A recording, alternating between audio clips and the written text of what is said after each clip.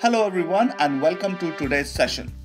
I am Raution Jaiswal, co-founder of InsuredMine, a software platform with CRM Sales and Marketing Automation, designed and developed only for insurance industry. For those of you just joining us, welcome. A recorded session of this webinar will be available on InsuredMine website. I am super excited to introduce our speakers today, Theresa, Bryan, Jason, who would be part of this next 60 minutes of wonderful discussion that will talk about all the technologies that has enabled agency and the technology that will enable agencies of the future. So before going any further, let's hear from our speakers and let them share a little bit about their InsurTech journey and what has got them to this point. I'm the director of Accelerating Insurance. So me and my team, we help insurance companies to innovate and to understand new technologies. So we do a lot of seminars and workshops, helping senior management to understand new developments, but we also help actively insurance companies to understand innovation, basically.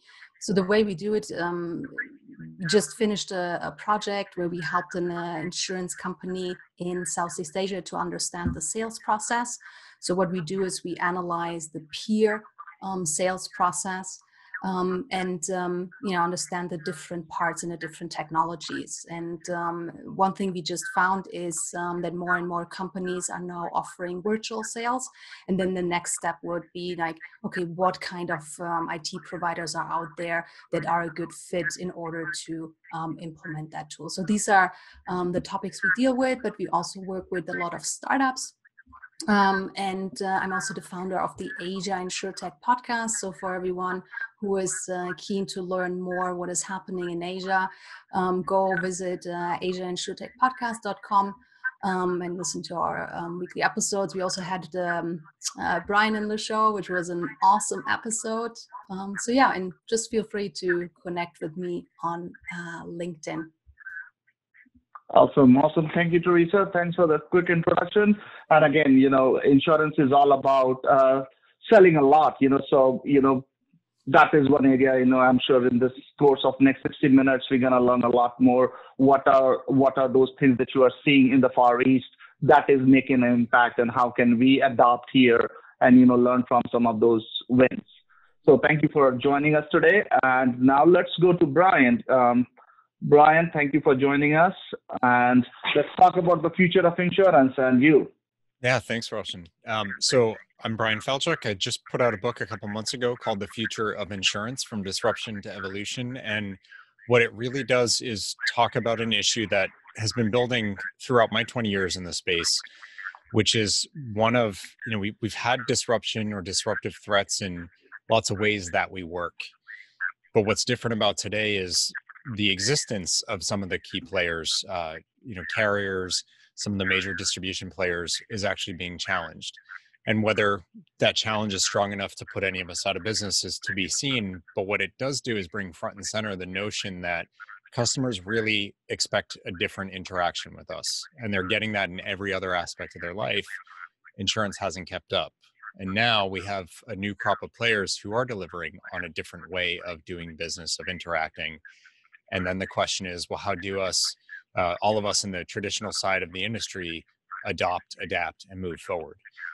Despite all of the different constraints we face, regulation, culture, past IT projects that maybe have held us back or we still live with and are not delivering the flexibility we need. So the book shares 7 case studies from different carriers that have innovated and evolved despite all those constraints. And it comes from my own experience, from conversations directly with those 7 carriers, and through the advisory work that I do today with my consulting practice, Insurance Evolution Partners.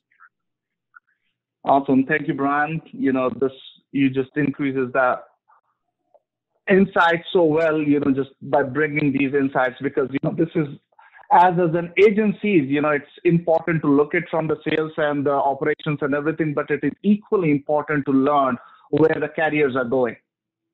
And so this is important, because as in the last 5 years, the conversation has slowed down, but it used to be a lot more louder when we used to talk about being disintermediated. That word has, kind of not muted completely, but it has kind of, the volume has gone down on that. Yeah. And it is because of the proactive nature of agencies and a lot of these work. Yeah, that's absolutely right. That was the war cry 20 years ago, was agents and brokers are gone. They're not going to last. And of course, the opposite has been true. And I think that will continue to be the case. It's a necessary channel, and you guys do a lot of good. Awesome. Well, I cannot wait to hear all that. So let's get going. And Jason, let's hear your story, and probably, take a step back and start from Smart Harbor, and then give a more focus on agency InsurTech. Yep. So my perspective, my passion is insurance agencies and the perpetuation of agents, and of course, trying to figure out how to integrate technology with the human component, which has really led the charge on behalf of agents in the distribution channel for so long. And so prior to Agency InsurTech, I was leading Smart Harbor up until last August, and we exited to Insurance Technologies Corporations, or ITC. And that was all centered around digital marketing technology to help enable an agent to automate certain portions of the process.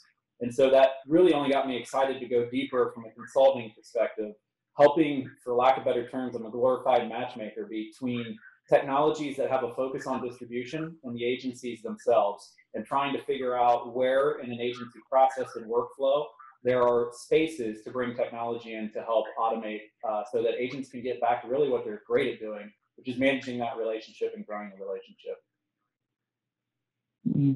Yep. No, thank you. And, that's definitely a handful of words that we put in, and from the point of digitization to everything that they need to do today. And you have seen it, firsthand from the point of building a website to everything being automated. And agencies fall somewhere in between, which means, everybody is on a digital journey somewhere or the other. That's right. And then the $1 million question is, where do they start, right? So we want to talk about that in a bit, what are the core pieces. So, but before that, let's also hear some of the thoughts where you see what are some of the changes that has happened, and where that is going to impact not only the digitization, but from the point of the things that will change dramatically. So what technologies are you seeing is being influenced at this point of time where there's a lot of investment happening? Any point where there's communication that may not involve the agency is definitely growing. And what I mean by that is sales tools specific to CRMs, and e-signature tools, payment portal and processors, any place where there can be an interaction that the customer is able to perform a specific action in business without the agent always having to be next to them or having that customer walk in the door. And so any place where an interaction is occurring, where that customer has the opportunity to be able to fill out documentation, we see e-docs, rates, quote, bind, any place where we're trying to capture data and information, we've seen technology pop up to help streamline that process for the agents. And that usually ties to their website properties, which is where I got started, jumps into CRM solutions, agency management systems, and then of course, you have all these offshoots of other places to try to automate technology, Perfect. Automate the process. Perfect. Thanks, because, that's the whole agenda of today, is to touch base on each of them and try to understand. Well, the fourth time, you have heard a little bit about InsuredMine, but just for those guys who are joining us for the first time or have known a little bit about InsuredMine, so just to give you guys a perspective, InsuredMine is a sales, CRM, and a marketing automation platform for independent insurance agencies. This is designed purely for insurance. It is not a Salesforce. It is not a HubSpot, which is a generic product trying to do an insurance. InsuredMine is designed for insurance. And that's why we call ourselves as an add-on, because we know when we think about agency, the only thing we think or we start to think about technology is agency management system. So we consider ourselves as an add-on to an agency management system because that's where it starts. But then InsuredMine is there to evolve and expand that experience and productivity to do way more from the sales perspective, from the customer relationship management, from the touch point and marketing automation, and way more beyond that. So we will talk a little bit more about that, but I don't want to bore you guys with InsuredMine. If you are interested to know more, schedule a demo, and we're gonna talk a lot more at that point of time. But let's focus on today's topic, which is InsurTech and how the technology toolkit. So what I want to go ahead with is talk to each of our panelists and hear from them some of the tools that we have seen and collated a list that helps manage your business. And I'm sure you should go through this list as an agency and check the list of what items you already have or you don't have or you think you should be having, because this will help you understand your digitization journey. So lead and data providers, which means how are you getting your customers in the system? Whether it's coming from your Facebook, whether it's coming from your website, whether it's coming from a referral, or whether it's coming from some lead magnet that you have created. Think about that, how all those lead is coming in, or you are buying leads from a provider. All of those, how it is feeding into your next tier, which is your CRM or a lead management. Because the purpose of that second tier is to help you nurture the lead you have just brought in. Because as we all understand, sales is not a binary process where it is yes or no. It's a sequential process of a lot of activities and events and touch points happening that eventually lead to sales. So, think about that perspective, how you're nurturing to get him to that sales funnel where you are able to close through that sales and marketing automation becomes your third point in that.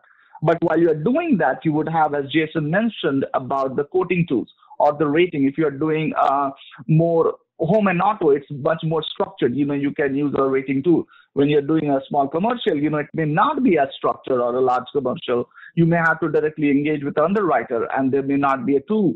So what are you doing to make that experience not only smooth and seamless and quick, but also, be able to manage that efficiently? Then comes your proposal builder. Once you have all your information together, what are you doing to send that information in? Because we understand packaging is one of the key things. How you present, whether it's a webinar, whether it's a solution, whether it's your proposal, it all needs to be packaged well, because that reflects the quality, the diligence, and the effort and the respect you put into that to share with your client. Then is a phone system. We understand today phone system is no more just pick up a phone kind of a dialer. It is way more than that. You are doing a voicemail drop. You are analyzing the text. Just today, I think there was a news on Gong.io. I don't know how many of you use Gong.io. They just raised $220 million to be a $2.2 billion company. What they do, they analyze the call. So, as we understand, the phone system is getting deeper and way more sophisticated. These are the things we need to start thinking where we need to invest based on the business we are in. Same thing with the e-signature or the appointment scheduler. We know Calendly. Things like that has changed the way we engage and set up meetings. Reviews, Google review in the last few years have changed the rules of the game, how your SEO would work. So I'm sure several of you are going after building that online reputation of your agency. Then is your website solution or mobile app or your agency management system. Let me make sure. Yes, texting is a subcategory of your phone system for sure. Thanks for bringing that up. So there are several of these. And again, this list is nowhere close to be exhausted. This is just a starting point for you all to start thinking on those lines of what we are looking at. I'm sure several of you have made some solution thinking in it of what it looks like. So let's get started on taking some of the questions from our, not the question, but from our panelists and hear what do they think about this solutioning. And Jason, if you want to give as you have seen this list and you work with a lot of agencies, and I'm sure there is a problem that you come across is where do I start? Yep, and I just wrote an article in Agency Nation, and I talked about the first rule of technology is you don't talk about technology. And I think that that's true And I think that technology firms, solution providers that are catering to insurance agencies love to brag about themselves. And they like to lead with, look how cool and awesome my solution is. I've got 500 agencies on it. And it starts to create this gray cloud above the categorization of all of these tools and where do they fit in a seamless A to Z process. And so where to start is the question. And the answer is revisiting why you're in business in the first place. And so as I work with agencies over the past year, running workshops, we start with why do you create this, or why do you take it over? And you get a plethora of answers. None of it has anything to do with technology or figuring out how to integrate it.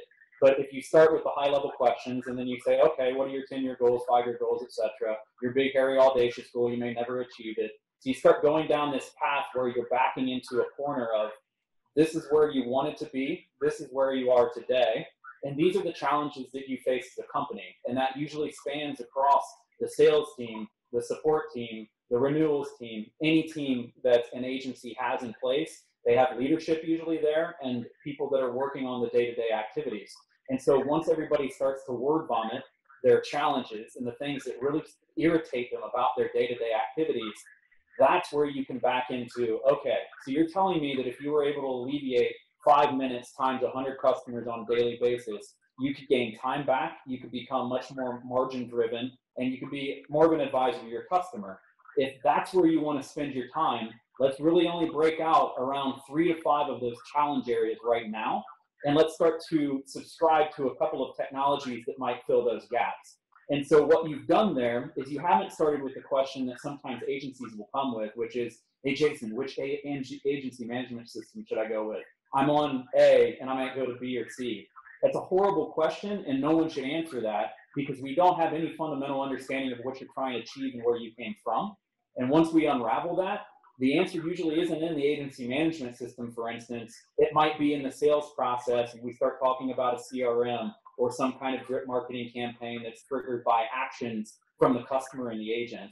And so that's how we should start from an agency perspective, because it also gives the agent the upper hand in any discussion with a technology firm. Because if you understand where you're trying to go, you build a measurement plan around what means success, then you turn to every technology firm that literally wants to talk to you on a daily basis, and you say, this is what I'm trying to achieve, because I finally internalized where we are as a business and where we need to be, and I know which technologies could potentially get me there. And then that jumps us into, let's go into sales, let's go into support, or whatever portion of the business that we need to focus on.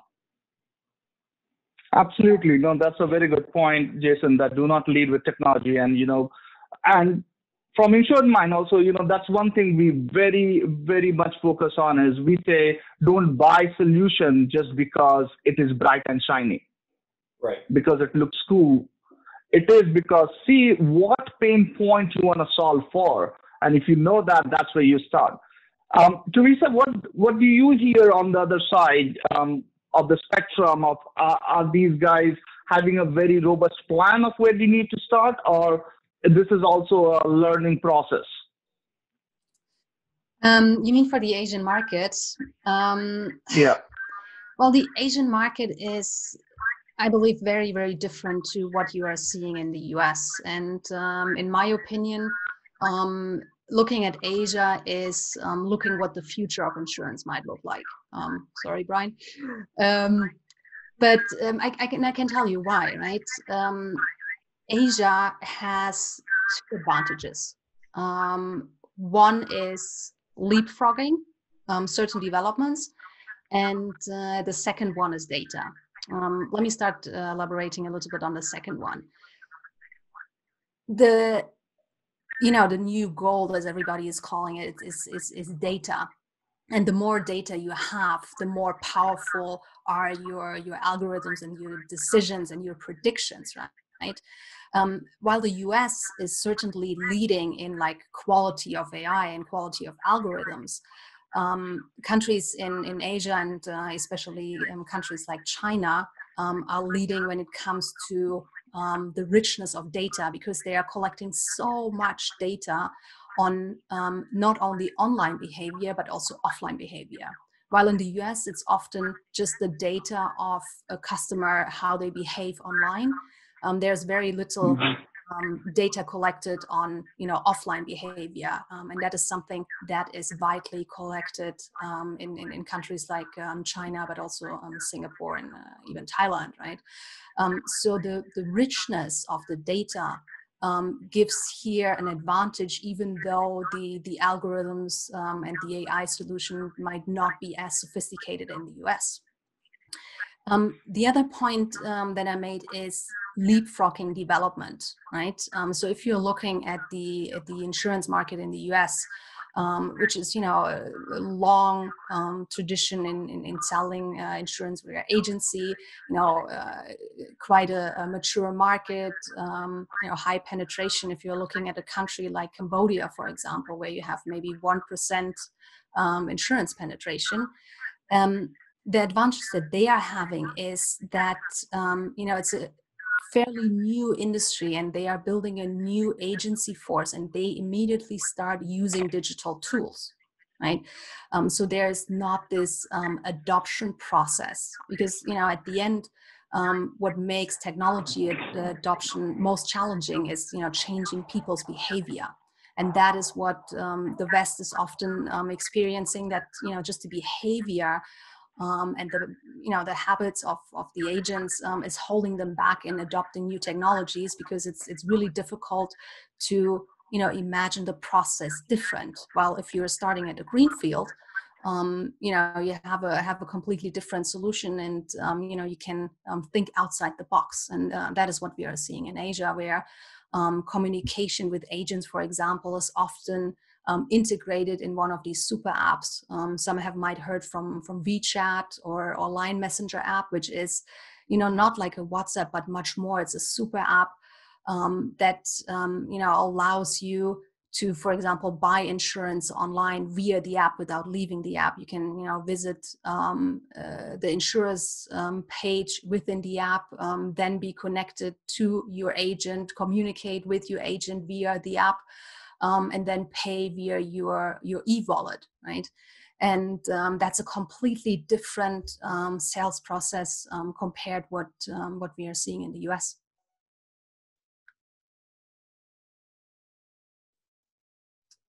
Any questions there? Raution, I think you may be muted. Yes, I think you're muted. Oh, sorry. I was saying, this is a whole lesson right there. We were also attentive and listening to this, as this is amazing. We are able to bring this kind of insight to understand. And you both, Jason and you, and have said on the same lines. It is, we have to start looking at the cultural aspect. Where the problem is, or am I resistant to the change of, oh, we have done well, why do I need this technology now? And I think that mindset change is the game changer. Who is able to adapt is going to be leading from the front. All right, so this is a good start.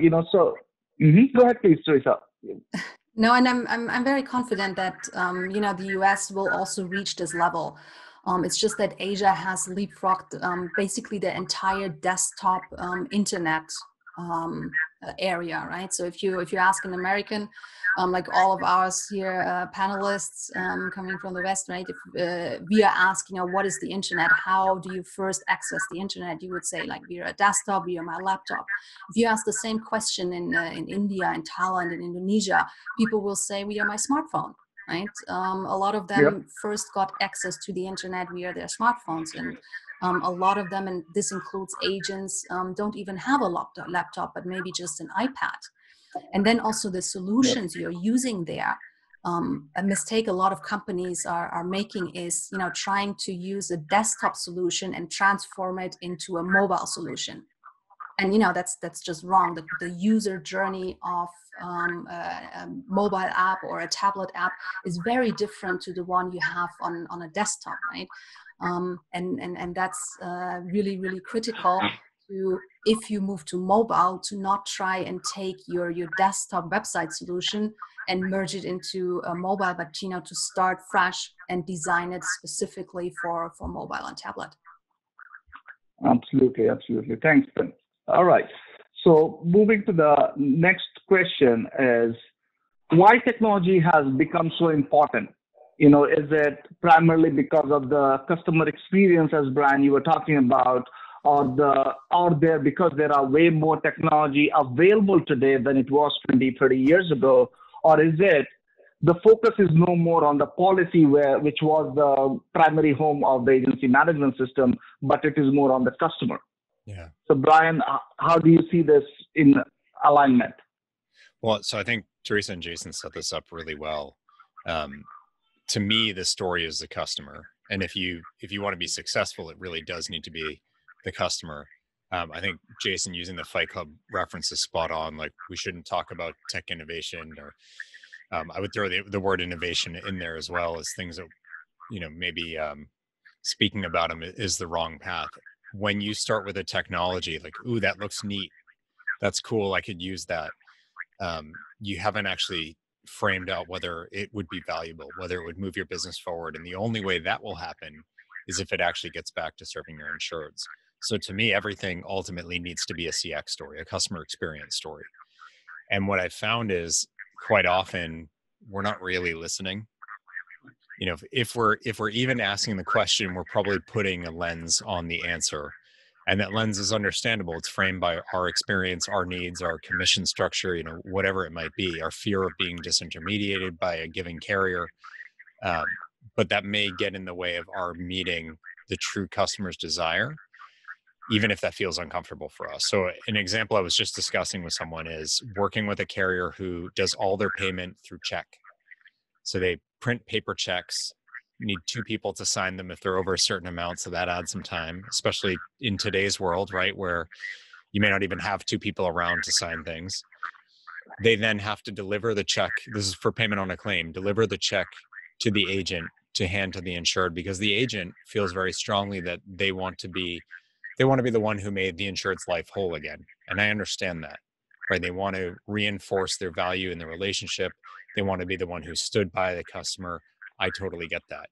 Now let's see that from the customer standpoint.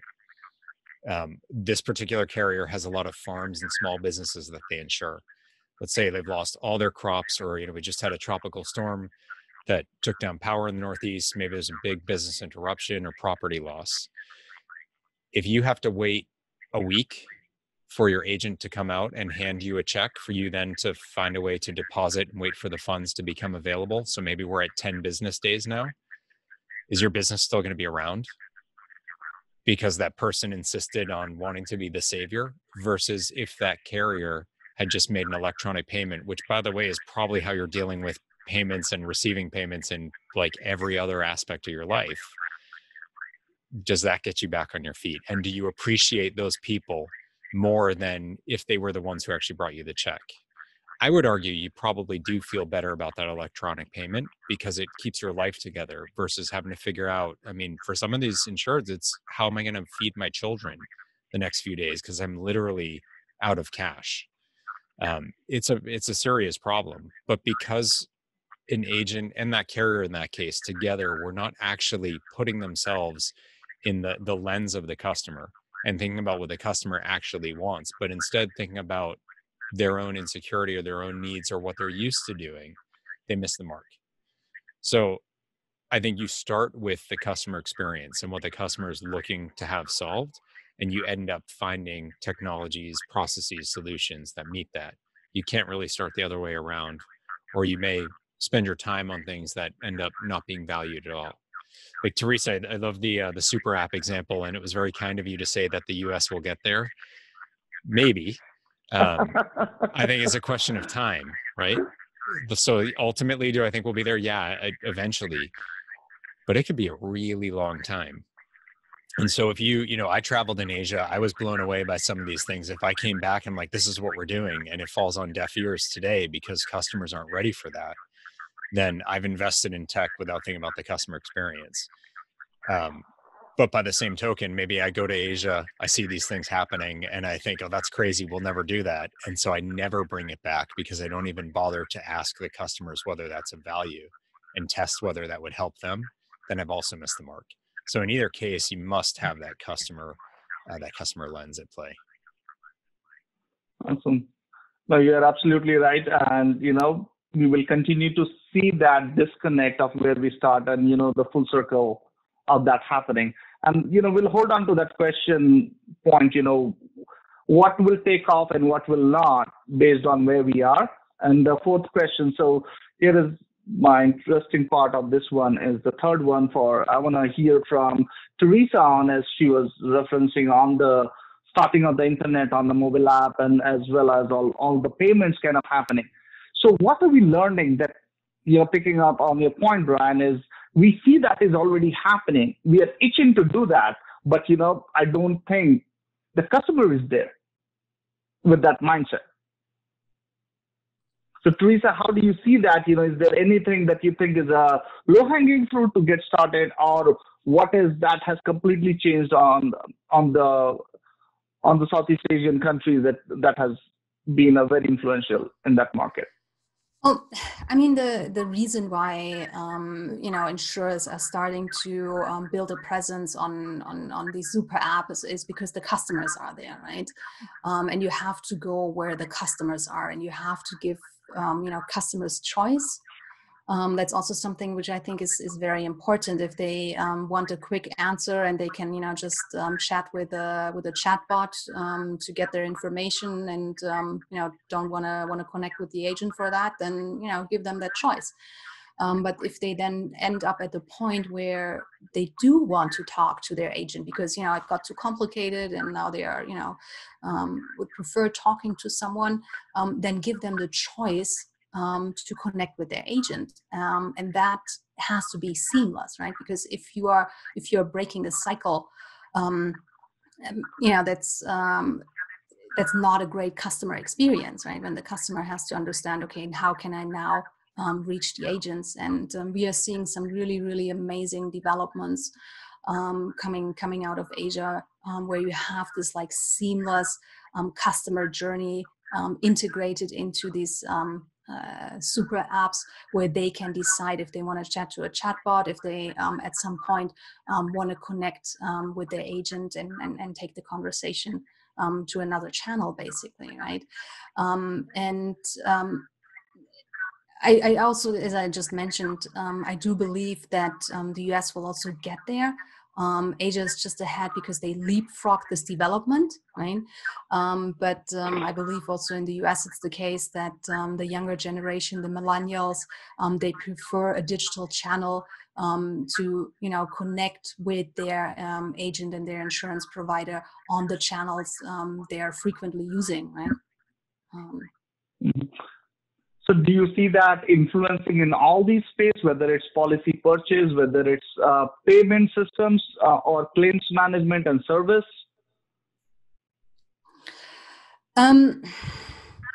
Yeah, I do see it, touching all the areas, because when I think about my beginning in the insurance industry, right? So I started working for Generali in Germany. And, back then you had a different phone number for every issue, right? You had the phone number for your agent, but if you want to file a claim, you had to call a different phone number. And then depending if it is a, property claim or if it's a casualty claim, you had again a different phone number. That's just not convenient. You need to have, this convenient and easy to understand process where the customer understands where they can easily connect and find help for whatever it is, if it is purchasing a policy, or if it is filing for a claim, or just updating their address. To give you another example on that one, what we are seeing coming out of Taiwan now is that insurance companies join together for a blockchain initiative. So if a customer wants to change their address but has policies with like different carriers, they only need to change it with one carrier, and because they have the information on the blockchain, it is automatically changed with all the other carriers instantly. And that's what we want to see, right? Where it becomes effortless for the client to engage with their insurance company and with their agents. Wow, that would be amazing. I hope that happens one day. Yeah, no, you're getting there. So picking up on those, how we see how the technology is being adopted, and in the future, especially focusing on US side of things, we see these are the four things that is kind of getting there, but still not hit the mark. For example, CRM and marketing automation has got so much of buzz and firepower in the last 24 months, I would say, or let's say 36 months, than it was before. And that is kind of making a lot of sense now, and as all of you have been talking about it. And the underlying theme that we have talked about technology, but the word that goes with the technology is the customer technology rather than any other thing. So that customer experience building with the technology, so CRM becomes that core of it. 2 and 3, which is chatbot and app, it is, I think, still a little bit futuristic. Well, I would not say futuristic like 5 or 10 years. It is getting there. People are starting to use it in the whether it's on the carrier side, whether it's on the agency side, but still, it's not at its full potential. And, we were just on another meeting, Jason and I, and this was a topic, and we were just talking on it. And we are starting to see some of those things, but not a lot. Jason, I would like to hear your thoughts on that. We can pick it up on that. And then last one, we are seeing a lot more happening on the quoting APIs, which is really interesting because this has, got a good traction, and it is because everybody wants this. Carriers are excited about it. Agency management systems are excited about it. Agencies for sure, and the customers, because it brings that seamless experience from carrier to customer in a very short order. I think that the way it is picking up, definitely will see a very quick transformation. Good investment is happening. Good solutions are coming out of it. We will continue to see a lot more happening. So, so jury's out on all 4 of them from my perspective, but I do see CRM marketing automation and quotes API are the 2 which is kind of leading the charge with chatbot and app will get to its full potential. But I want to hear all you guys on that. What do you see? Do you see anything outside these, or these 4 are the way we are assuming? It's being summarized as a stewardship platform. I've had that request, several times now. And we also have to segment the audience of the customer that we're talking about. I think sometimes agents get stuck in the story that they're not willing to change, or there's change is going to be slow. But if you actually look at the distribution channel and the tools that have been adopted, and you talk to the average agency, and they're like, well, I've got 11 to 13 different technologies in place. And to Theresa's point of view, having the data that is rich to be able to mine it and then be a little bit more predictive in the way that you operate with your customers so your customer is happy also requires all these technology companies to come together and open up a bit and share back and forth. And that's a challenge that technologists face and agencies can actually drive with their voice. But when I have that conversation with agencies, they're like, look, things are changing. Legacy systems that carriers have in place sometimes are a little too slow. I'm trying to go outside of that. I'm also being conditioned as an agency to move away from personal lines, get into commercial right now. And I happen to be a baby boomer that's about to retire, so I got to pass this business on. So they're hyper focused around how do I start to integrate technology, and it becomes a discussion around stewardship for your customer, and it becomes a bigger discussion around commercial, mid to large market, even more so than the personal lines and the small commercial. They can all be automated, and actually already is in the distribution space. And that happened over a matter of maybe 2-3 years. And so where agencies are coming down is, if I'm going to be this stellar commercial agent, I work with the top 10% of my customers on a daily basis, and I text them when someone passes away in their family. I go to the networking event that they've invited me to, all because they bring in a great sense of revenue, but also because I've developed a relationship. So I need that relationship to carry on with businesses when I'm not in their face. So how do I do it? And I think that the list that you have there is a definition or an example of how agencies can start to take portions of their interaction with that mid to large commercial customer, which becomes more and more valuable every day as personal lines is figured out and small commercial is figured out from an automation perspective. And it's all being summed up in this stewardship bubble. And I'm still digging in to figure out exactly what that means.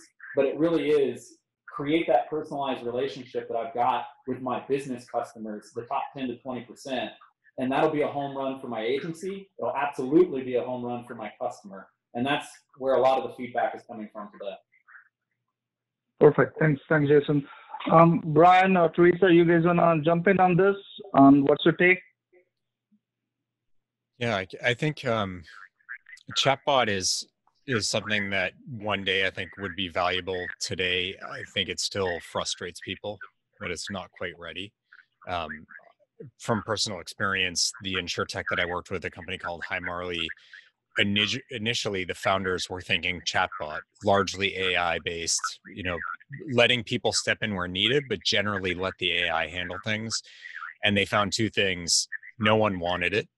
So on neither the customer nor the carrier side were people comfortable and interested in that. And the other is the tech wasn't ready. And you really need someone sort of living on top of the bot, making sure it learns appropriately. And that takes time. And no one was interested, so it wasn't worth investing that time. But I think one day, with some more intelligence, chatbots could be quite interesting. The apps were the other one. That to me is a technology shiny object syndrome kind of problem, rather than really thinking about what customers want. As an example, a carrier, I was in a conversation with multiple carriers about why people won't use the apps. They delete the apps, they don't stay in them. And so they were brainstorming how to make the apps better so people would keep them. And someone said, what if we start selling other products and goods like Amazon does in our app?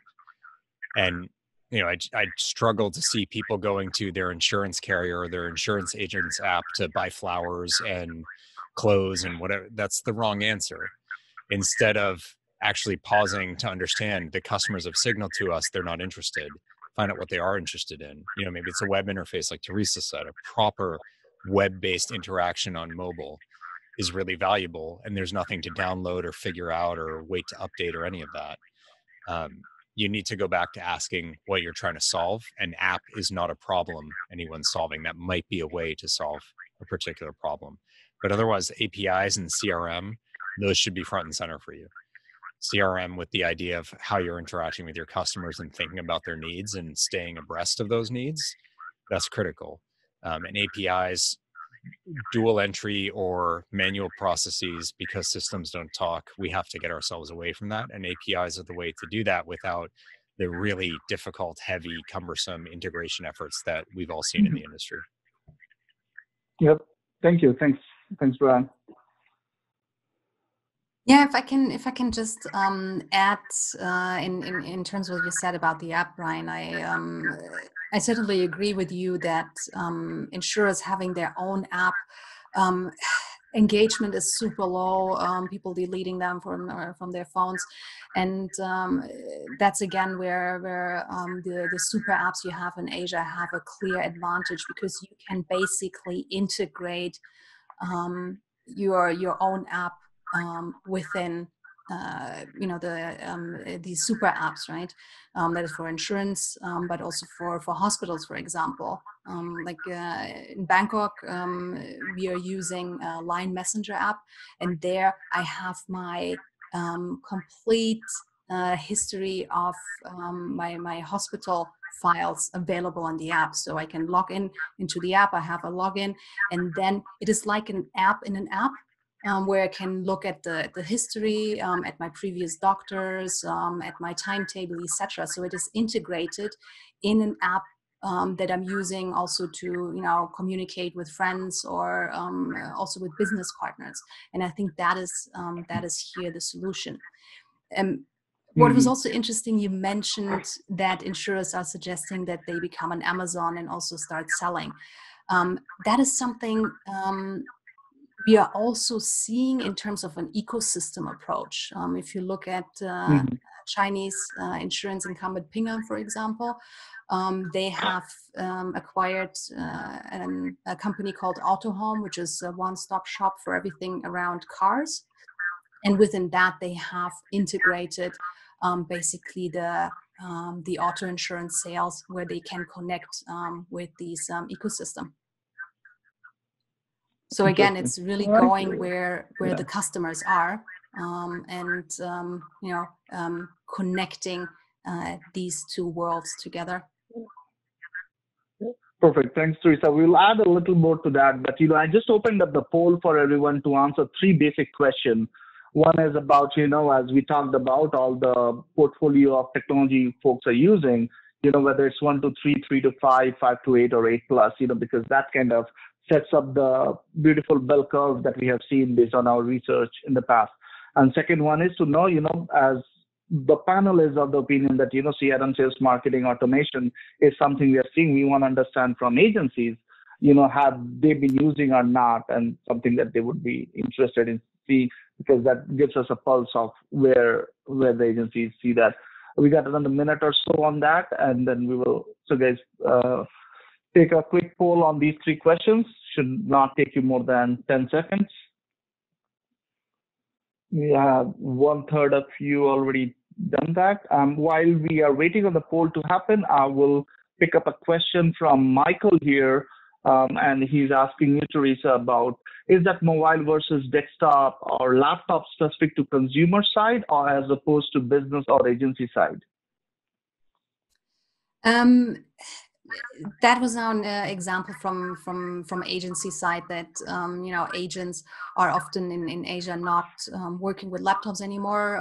They just immediately switch to mobile and tablet, right? But you also have it on the customer side when it comes to requesting quotes or go through a claims management process. That you also have from customers that they are often using mobile devices. That answers the question. Awesome. Perfect. Thank you. All right. Guys, we have 50% of you have already responded. If you want to take a quick minute and wrap that up. So let's move on to our next segment on this, where we're going to talk about just one. So this is more holistic conversation about just one question we want to touch from all 3 of our panelists is, again, from Bryan. What do you see as the agent of the future looks like, in terms of the business model?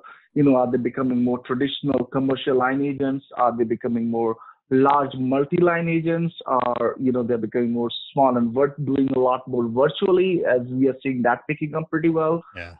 And then end of the day, I think this is a core distinction is, are they becoming more of a sales agent versus a risk advisor?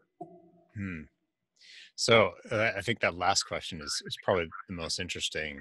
I do think a few things are changing because of what we're all experiencing right now that I'm not sure will go back to the way they were before.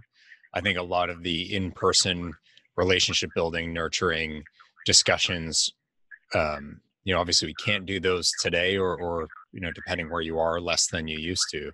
I think that is a shift that will perpetuate. So more virtual ways of interacting and staying in touch will prevail.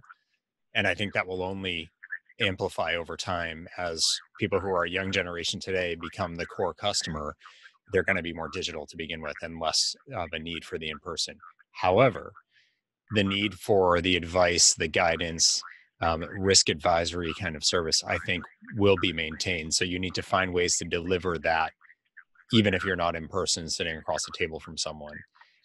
Tied to that, I think some of the smaller, simpler lines and less complex risk situations will be moving to more digital interactions. And that could mean that your customers don't even interact with you as a person to buy from you. Where you need to be ready to move is into the more complex, the larger risk, the higher net worth personal lines products, rather than the standard auto and home that you might be doing in the personal line side, because the economics don't work out, and also because those are most likely to be able to be bought directly by someone. And I don't mean from a direct writer per se, but I mean without you having to coach them through it. So how do you stay relevant when that core base is self-transacting and you need to be more virtual in your interactions? And I think that term risk advisor, I like. The question is, how do you do that in sort of a sales agent way, where you have the right enablement and tools, which I think of as sales agent things, to deliver expertise, because that's how you stay relevant. So I think the interaction's different, but the core expertise needs to be delivered through that different interaction. Perfect. Thank you. Thanks for that insight. Next one is for you, Theresa, the risk and reward. And I think it's always my favorite question is status quo an option? Or, are the agencies risking themselves by not doing it? Yeah, go ahead, please. Well, we had a lot of conversations that insurance is a relationship based business, and that technology should just support, but it will always be about this like human interaction. And now we find ourselves in the middle of a global pandemic where people avoid contact, right? And maybe meeting with your insurance agent is not your number one priority, while you are advised to social distance, right? So I think this really shows companies and also agencies that have these technology enablers that now allows them to have like virtual sales and virtual meetings with their clients, and they're used to it. They clearly have an advantage now. Like in Asia, like the project I was just working on with a client, we saw that insurance companies and the agency force that had no virtual sales tools were having significantly lower business, right?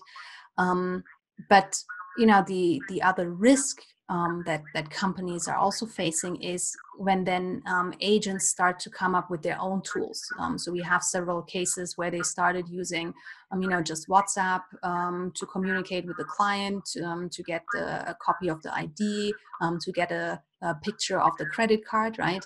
And that's when it gets really, really risky in terms of compromising customer data.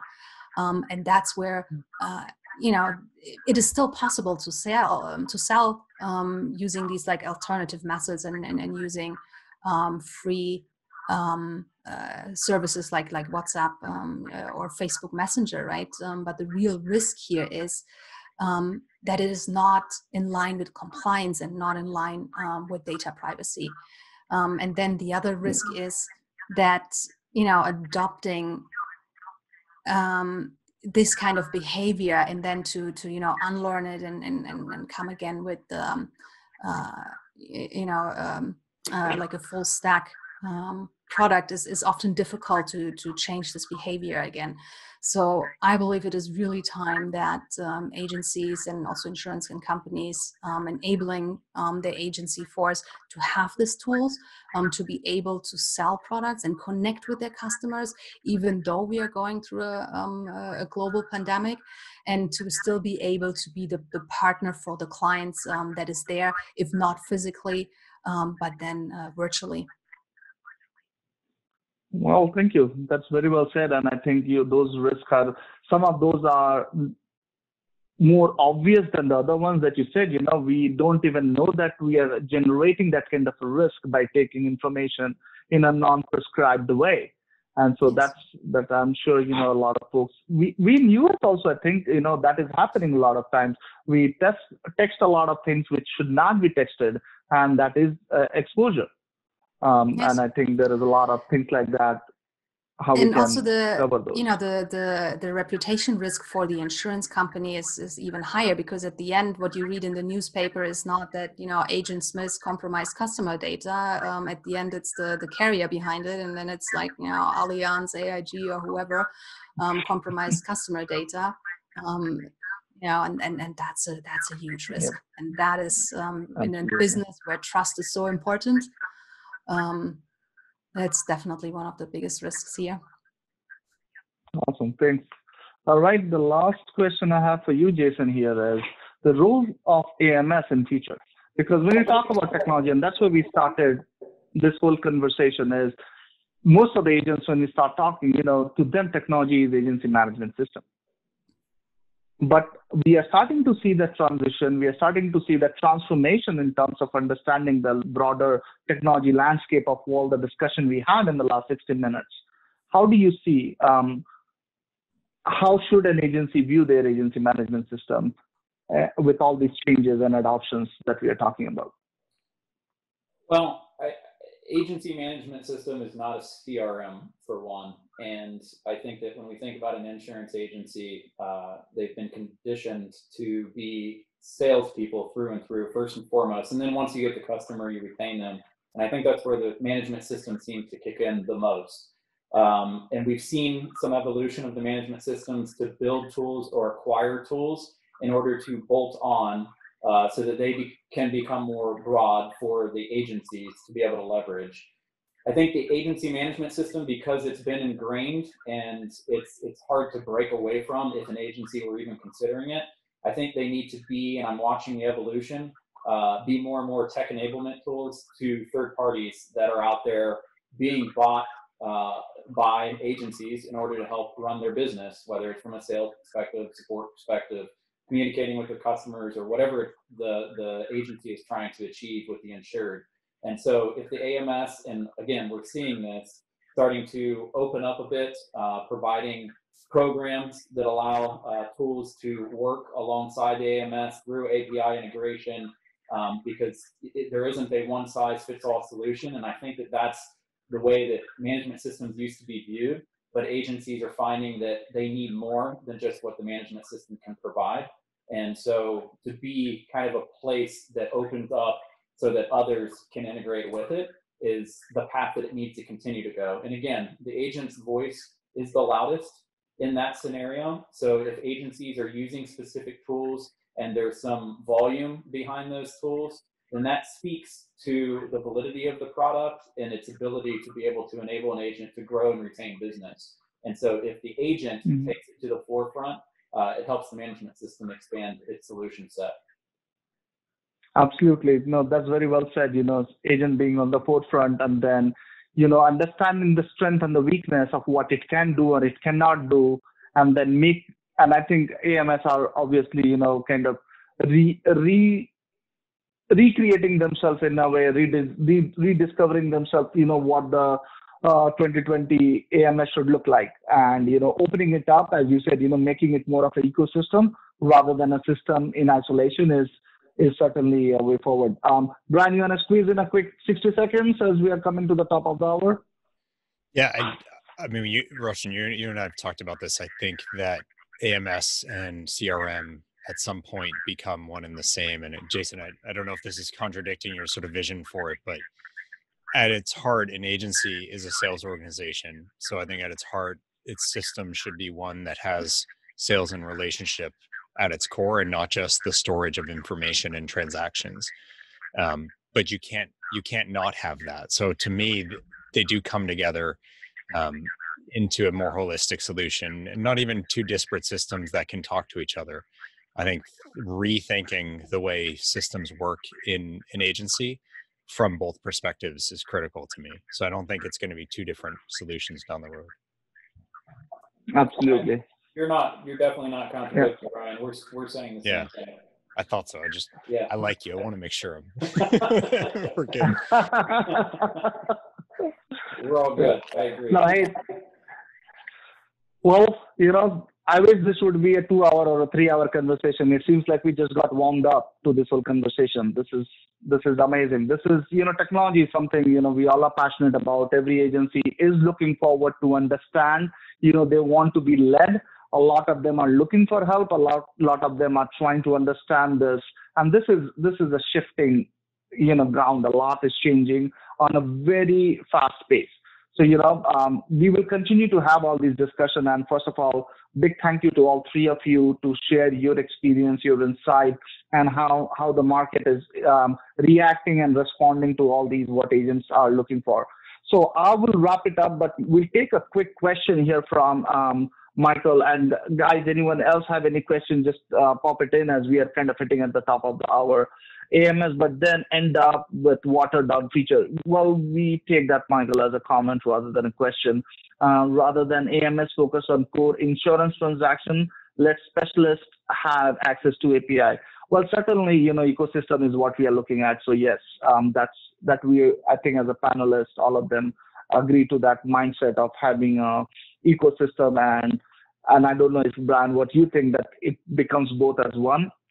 Well, I think that will take a lot of redesigning, re-architecturing, because you have to rethink that where policy was the center of everything, and then there were all the concentric circles around it, which you are redesigning it to making customer as the center of it and having all the concentric circles around it. It just changes the entire paradigm. I don't know, jury is out, how that is going to happen. But, nonetheless, this has been a wonderful conversation. I have thoroughly enjoyed. I'm sure all our audience have enjoyed, and this will be something we will definitely add recording and share with everyone else out there. So thank you all for your time. We will be connecting soon. Thank you, Raution. Thanks. Thank you, guys.